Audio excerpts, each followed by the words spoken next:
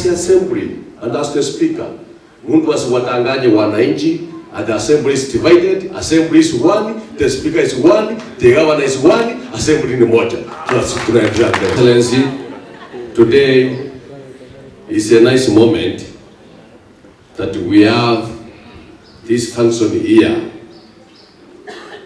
But before I proceed, Your Excellency, allow me to thank the Sonko family. As you have stood here, you are a large family. And allow me, Your Excellency, that I take my sincere congratulations to this family of Sonko because they are contributing to our society. Thank you very much.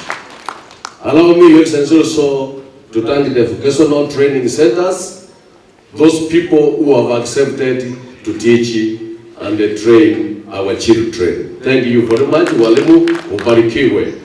Last year, allow me to thank the Achille group also for empowering our kids, because the Achille group also for empowering our kids, because after training and all of that, they are playing a critical role of replacing our children ambayo wameenda shule.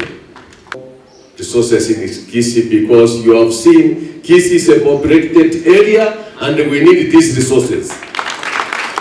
And indeed, as you have confirmed, you are most welcomed because we need you more than any other place you have gone. That's we welcome you mostly.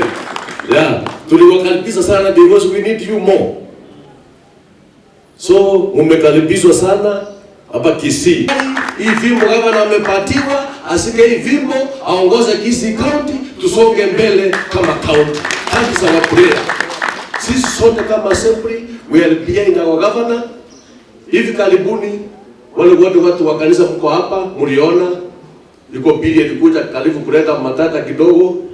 Na wacha niseme, governor was not aware of that. But as the governor alirudi baadaye akaturudishia, tumerekebisha, sasa hakuna machache tena. Na leo ataweka hiyo pili kitole yake ikuwe sheria. Sio ni kazi tunafanya?